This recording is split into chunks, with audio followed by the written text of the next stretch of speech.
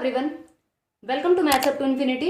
आज हम Punjab master cadre mathematics का 2020 में जो एग्जाम होने वाला है उसके लिए क्या स्ट्रेटजी होनी चाहिए, क्या टिप्स एंड ट्रिक्स होनी चाहिए एंड एग्जाम को कैसे हैंडल करें जिससे कि सिलेक्शन को श्योर कर पाए, उसके बारे में डिस्कस करेंगे।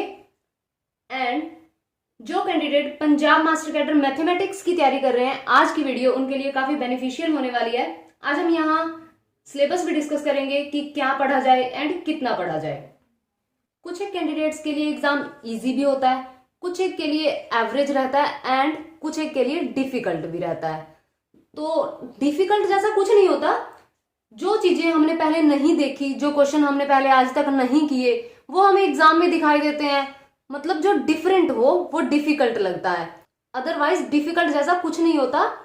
जो एग्जाम सेटर है वो एक एवरेज स्टूडेंट को अपने माइंड में रख के ही एग्जाम सेट करते हैं, तो डिफिकल्ट तो कुछ होता ही नहीं है। तो जो एग्जाम को लेकर के डर है, जो भूत है, वो निकाल दीजिए सबसे पहले। तो सबसे पहले हम सिलेबस डिस्कस करेंगे, मैथ्स का सिलेबस, कि कितना पढ़ें और कौन से टॉपिक ऐसे हैं जो करने चाहिए एंड कौन से टॉपिक ऐसे हैं जिनको बिल्कुल नहीं करना चाहिए।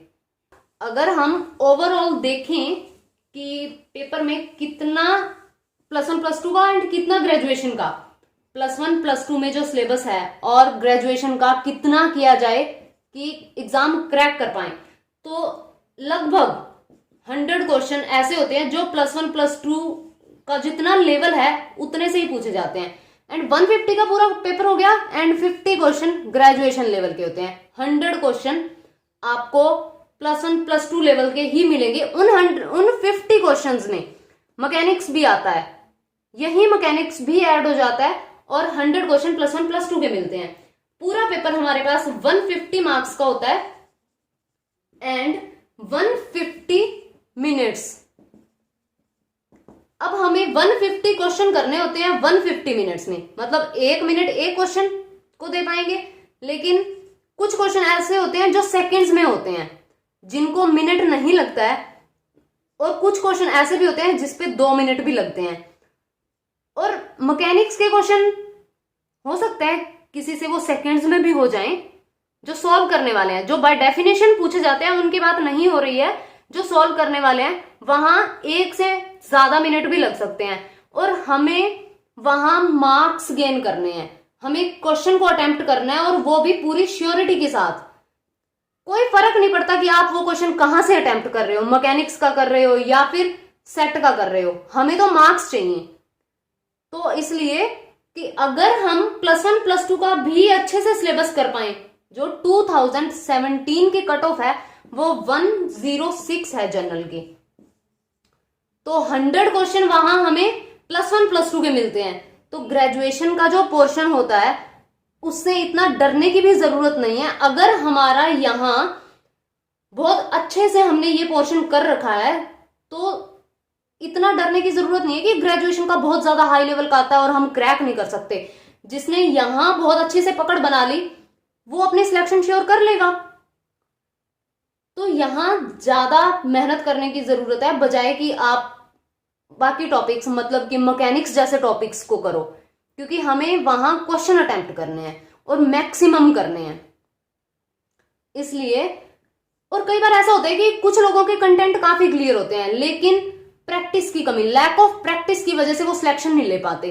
तो कंटेंट अगर क्लियर है भी तो प्रैक्टिस करो। Genius are not born but made. तो प्रैक्टिस करो, ज्यादा से ज्यादा प्रैक्टिस। अगर हमारी प्रैक्टिस ज्यादा होगी तो हम वहां सेकंड्स में क्वेश्चन कर पाएंगे। तो इसलिए जो यूनिफॉर्म कंटिन्यूटी या फिर और कन्वर्जेंस जैसे टॉपिक करने यहां ज्यादा जरूरी है, बजाय कि हम मैकेनिक्स जैसे टॉपिक करें। तो आप उन टॉपिक्स को करो ग्रेजुएशन के भी जो थोड़े इजी हैं। ऐसा नहीं हो कि एक टॉपिक को करने के लिए हम बाकी 4 टॉपिक छोड़ रहे हैं, वो नुकसानदायक हो सकता है। बस यहां प्रैक्टिस जरूरी है, याद रहे, practice makes a man perfect. जो हमारा फर्स्ट टॉपिक है matrices and determinant. Matrices and determinant +1 +2 में करते हैं हम ये। इसमें जो +1 +2 का है, concept, notation, order, multiplication, addition, यही आ जाता है। पूरा +1 +2 का ये सिलेबस है इसमें।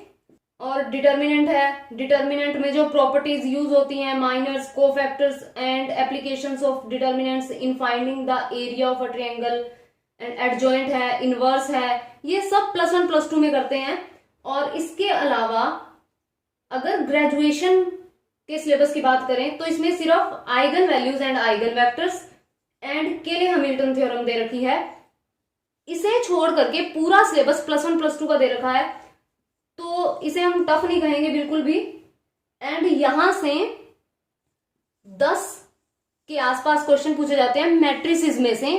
पेपर में 10 के आसपास, 1-2 क्वेश्चन ऊपर नीचे हो सकते हैं, लेकिन 10 क्वेश्चन मान के चलो कि इस टॉपिक से 10 क्वेश्चन आते हैं, और ये टॉपिक बिल्कुल इजी टॉपिक है। उसके बाद दूसरा जो टॉपिक है हमारा वो है सेट। सेट में set and their representation, empty set, finite and infinite set, equal sets, ये पूरा +1 में आता है। बिल्कुल बेसिक है ये। वेन डायग्राम भी and difference, complement of set. अगर इसमें हम टफ देखें कि थोड़ा मुश्किल, जो +1 +2 में नहीं आता, वो है काउंटेबिलिटी एंड अनकाउंटेबिलिटी। सुप्रीमम, इनफीमम भी +1 +2 में आ जाता है। एंड उसके बाद open, close and compact set and compact set, ये +1 +2 में नहीं आता। ग्रेजुएशन का थोड़ा सा पोर्शन है ये, लेकिन टफ नहीं है। जो क्वेश्चन +1 +2 से ऊपर के लेवल के पूछे जाते हैं वो क्वेश्चन बहुत इजी भी होते हैं, बस सिर्फ डेफिनेशन से रिलेटेड ही पूछे जाते हैं। तो ये यहां से 3 to 4 क्वेश्चन मिलेंगे आपको सिर्फ इन टॉपिक्स के, countability, uncountability, open, close, compact set and supremum, infimum. इनको मिला करके 3 to 4 क्वेश्चंस पूछे जा सकते हैं। एंड पूरे सेट में से 6 to 7 क्वेश्चन एग्जाम में, और कुछ खास है भी नहीं, बेसिक ही है। इसके बाद आता है हमारा sequence and series. Sequence and series +1 में पढ़ते हैं, 10th से ही शुरू हो जाता है। एपी तो 10th में ही आ जाता है। सीक्वेंस एंड सीरीज में दिया है arithmetic progression, arithmetic mean, geometric progression, geometric mean, sum. ये तो पूरा +1 +2 का ही है। अगर ग्रेजुएशन का है तो सिर्फ कन्वर्जेंस है। Convergence, sequence and series of function, मतलब सीक्वेंस की कन्वर्जेंस, सीरीज की कन्वर्जेंस एंड यूनिफॉर्म कन्वर्जेंस, सिर्फ ये दे रखी है हमें ग्रेजुएशन की। और एक क्वेश्चन मिलेगा यहां से, 1 से 2 क्वेश्चन ही मिलेंगे, इससे ज्यादा नहीं मिलेंगे। मैक्सिमम 2 क्वेश्चन मिलेंगे। ये ग्रेजुएशन का जो पोर्शन है इसमें से 2 ही क्वेश्चन, और बाकी सीक्वेंस एंड सीरीज जो टॉपिक है उसमें 8 to 9 क्वेश्चन पेपर में आने हैं। 8 से 9 क्वेश्चन पेपर में मिलेंगे आपको। एंड यहां से सिर्फ 2, बाकी +1 +2 का सिलेबस होगा। उसके बाद आता है binomial theorem, one of the important topic, binomial theorem. इसमें दिया है history, statement and proof of the binomial theorem for positive integral indices and Pascal's triangle +1 में मिल जाएगी। General and middle term in binomial expansion, ये तो solve करते ही हैं। सिंपल जो एप्लीकेशंस हैं, एक बोल्जानो-वेस्ट्रास theorem and हेने-बोरल theorem.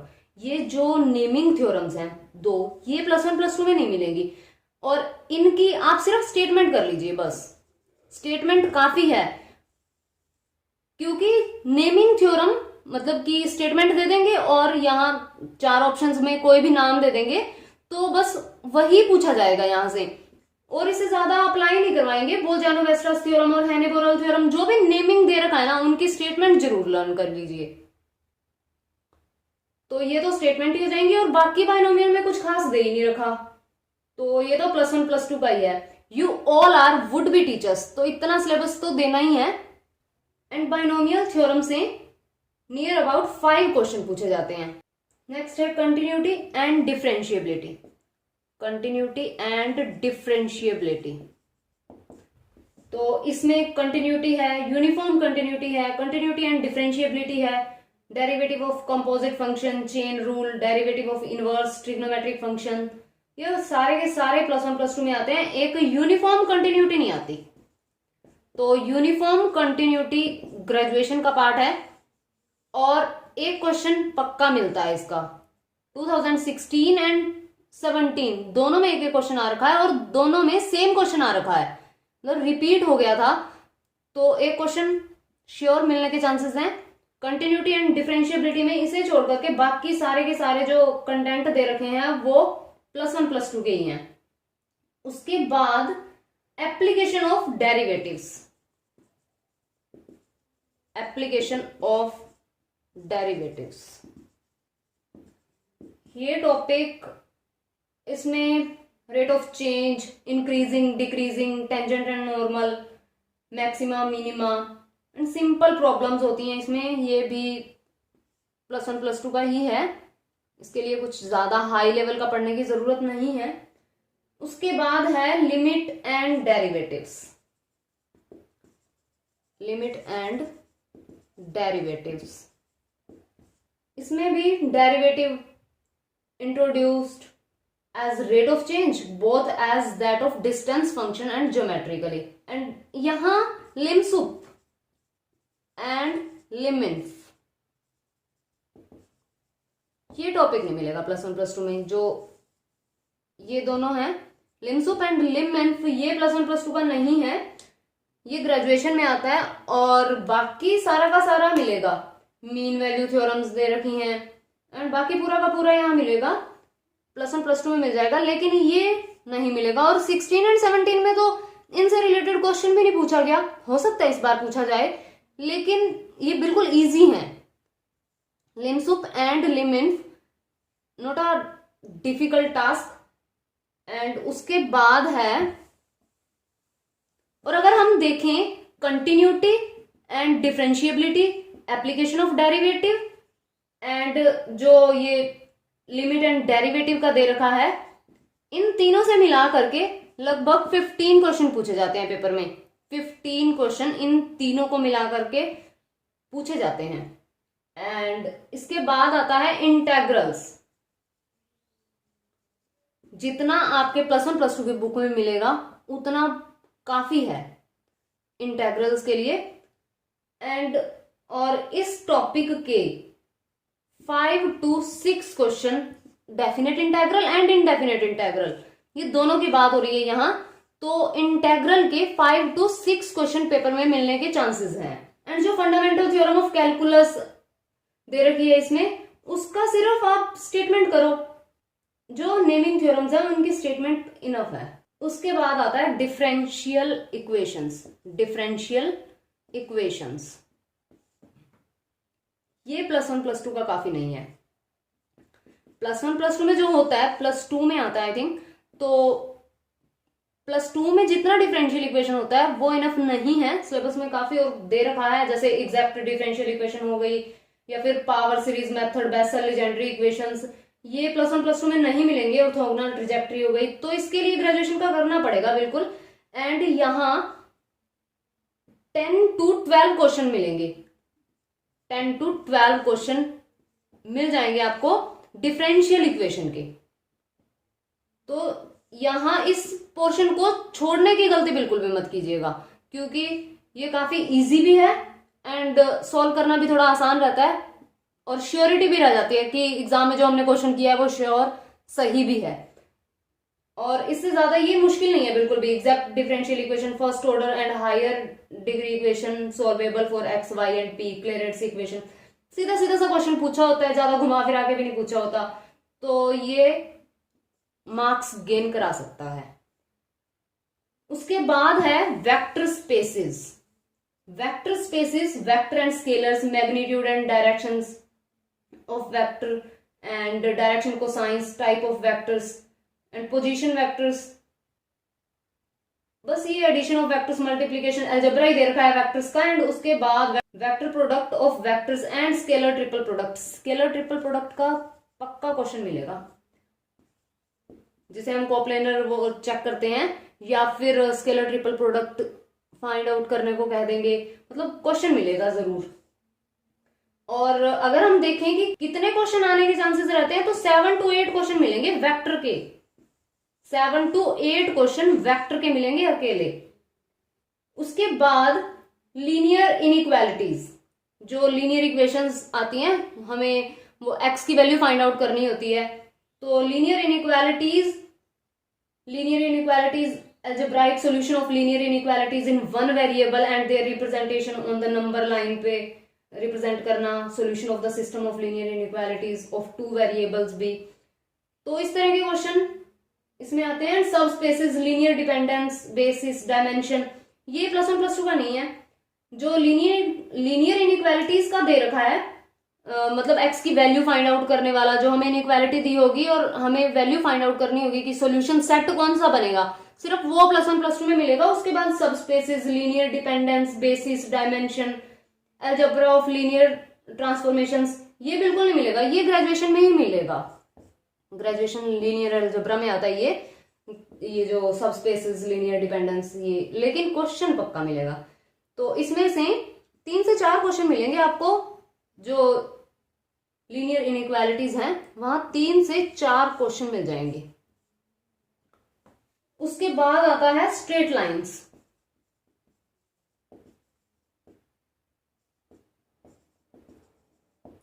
Straight lines में जो शिफ्टिंग ऑफ ओरिजिन हो गया, slope of line, angle between 2 lines, various forms of lines, parallel to axis, point slope form, slope intercept form, 2 point form, general equation of line, ये basic सा ही पूछा गया है। Distance of a point from a line, तो इतना तो +1 +2 में ही है, तो इससे ऊपर का कुछ नहीं करना, बिल्कुल +1 +2। अगर आप उसका जितना भी सिलेबस में दे रखा है स्ट्रेट लाइन का, उतना ही कर लेते हो और प्रैक्टिस करते हो, इनफ है। एंड उसके बाद है conic section. And straight line से 4 to 5 क्वेश्चन पूछे जाएंगे, 4 to 5 क्वेश्चन आते हैं। एंड उसके बाद है कॉनिक सेक्शन। तो कॉनिक सेक्शन में सर्कल, इलिप्स, पैराबोला, हाइपरबोला, इनके बारे में सब कुछ, टेंजेंट इक्वेशन, डायरेक्ट्रिक्स, सब कुछ, मतलब कॉनिक सेक्शन यानी जो कॉनिक होते हैं, सर्कल हो गया, पैराबोला हो गया, इलिप्स हो गया, हाइपरबोला हो गया, इनके बारे में पूरा सब कुछ जितना भी जानकारी प्राप्त कर पाओ, स्टैंडर्ड इक्वेशन, सिंपल प्रॉपर्टीज इन सभी की, एंड स्टैंडर्ड इक्वेशन, वो सभी करने बिल्कुल जरूरी हैं, क्योंकि 7 से 8 क्वेश्चन पूछे जाते हैं, कम नहीं है ये, 7 से 8 क्वेश्चन पूरी गेम पलट दे, तो बहुत इंपॉर्टेंट है ये भी। और उसके बाद 3D, introduction to 3 dimensional geometry, coordinate axis and coordinate plane simply, and distance between 2 point and section formula, जो हमेशा से 10th से करते ही आ रहे हैं, and direction cosines, direction ratios, line joining of 2 points, बस जो +1 +2 का है उतना ही, उतना करना काफी है, इससे एक्स्ट्रा नहीं, क्योंकि एक्स्ट्रा करने का कोई बेनिफिट नहीं है। आप एक ही टॉपिक को बहुत ज्यादा अच्छे से, बहुत पूरा एक्स्ट्रा हाई लेवल का कर लो, और बाकी 4 टॉपिक अगर रह जाएं तो वहां भी हमें कोई फायदा नहीं होने वाला, तो ये इतना ही काफी रहेगा। एंड 3D से 9 to 10 क्वेश्चन पेपर में आने के चांसेस हैं, 9 to 10 क्वेश्चंस। नेक्स्ट टॉपिक है complex numbers and quadratic equations. इसमें need for complex numbers and Argand plane polar representation of complex numbers, statement of fundamental theorem of algebra, solution of quadratic equation in the complex number system, square root of the complex numbers, algebra of complex numbers, the complex plane polynomials and transcendental functions such as exponential, trigonometric and hyperbolic functions। तो इतना तो +1 में आता ही है, बस उतना ही करना है, इससे ज्यादा नहीं। इससे ज्यादा अगर करना चाहो तो बस हल्का फुल्का सा थोड़ा, और बहुत ज्यादा डीप में जाने की जरूरत नहीं है। बेसिक सा ही है, पूरा का पूरा सिलेबस जो है वो इतना ज्यादा डीप का नहीं है, बेसिक ही है। लेकिन +1 +2 के जितने भी टॉपिक है ना वो बहुत अच्छे से करने की जरूरत है। जो ग्रेजुएशन के टॉपिक दे रखे हैं उनको उतना ज्यादा डीप में जाने की जरूरत नहीं है, लेकिन जो +1 +2 के टॉपिक हैं वो बहुत अच्छे से करने पड़ेंगे। कॉम्प्लेक्स नंबर्स एंड जो क्वाड्रेटिक इक्वेशन है 4 to 5 क्वेश्चन पेपर में आने के चांसेस होते हैं, 4 to 5 क्वेश्चंस। एंड नेक्स्ट है ट्रिग्नोमेट्रिक फंक्शंस। +1 में बहुत अच्छे से करते हैं हम ट्रिग्नोमेट्री, 10th से ही आ जाती है। तो ट्रिग्नोमेट्रिक फंक्शंस में जितने भी ये कंटेंट दे रखे हैं, जितने इन्होंने दिए हैं सिलेबस में, तो वो +1 के काफी हैं। एंड इनवर्स के लिए +2 में जितना आता है बस उतना ही काफी है। +1 +2 का ट्रिग्नोमेट्रिक फंक्शंस का काफी है। एंड उसके बाद है limit and continuity. Trigonometric function से 5 to 6 क्वेश्चन, मान के चलो कि 5 to 6 क्वेश्चन मिलेंगे।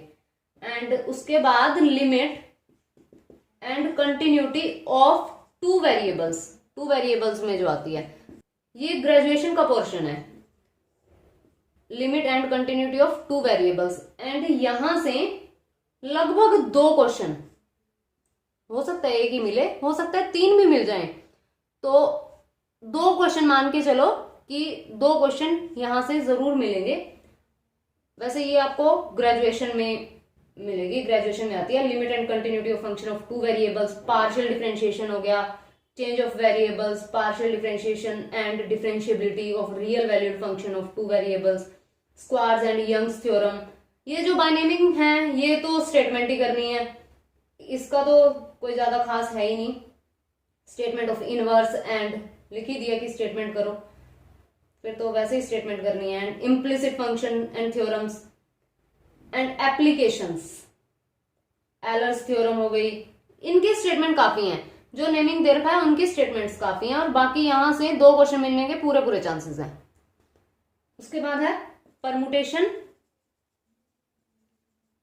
And combination.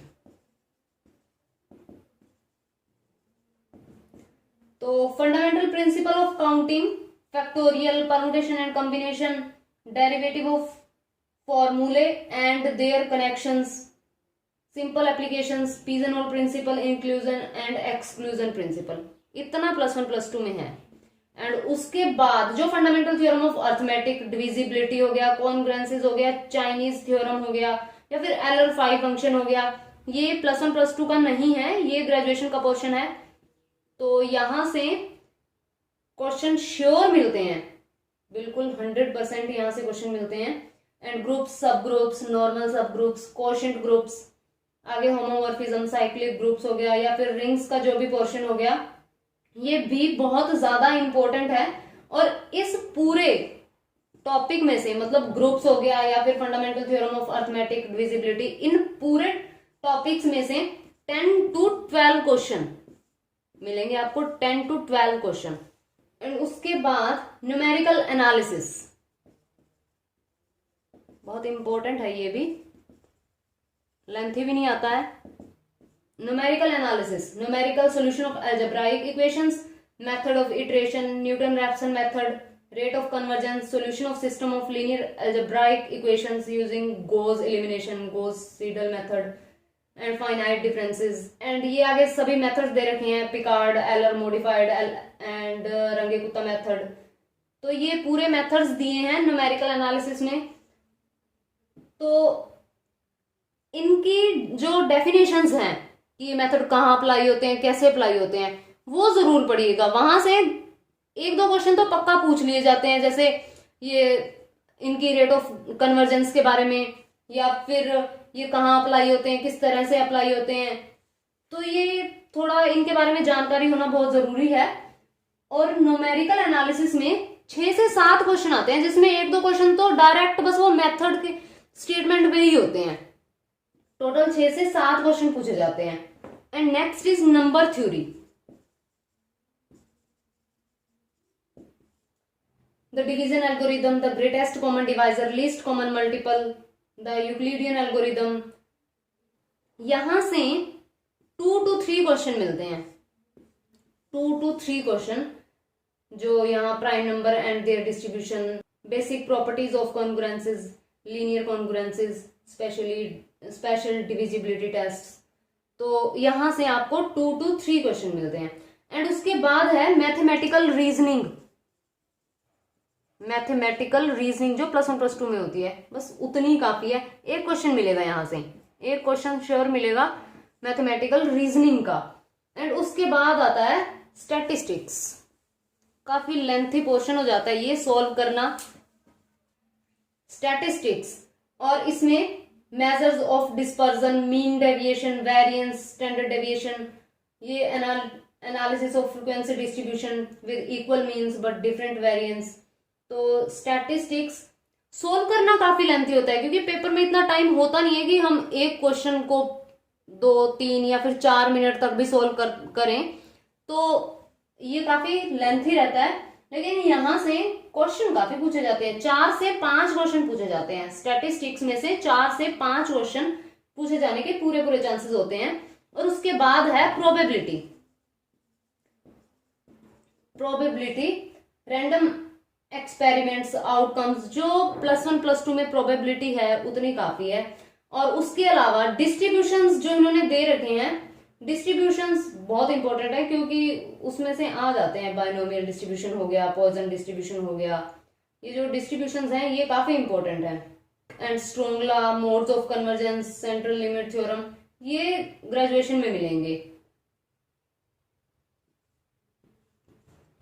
लेकिन ग्रेजुएशन इस लेवल की भी पूरी प्रोबेबिलिटी में 7 to 8 क्वेश्चन पूछे जाते हैं। 7 to 8 क्वेश्चन में से 1 या फिर 2 क्वेश्चन ही ऐसे होंगे जो ग्रेजुएशन लेवल के होंगे, अदरवाइज +1 +2 से अटेम्प्ट हो जाते हैं क्वेश्चन ऑलमोस्ट। उसके बाद है linear programming problem, LPP। Introduction है, definition of related terminology such as constraints, objective functions, optimization, different type of linear programming problems, and जो ये feasible solution हो गया, जो optimal solution और feasible and infeasible reasons, ये जितनी भी थ्योरी दे रखी होती है ना बहुत इंपॉर्टेंट है LPP की, क्योंकि क्वेश्चन वहीं से ही बन के आ जाता है।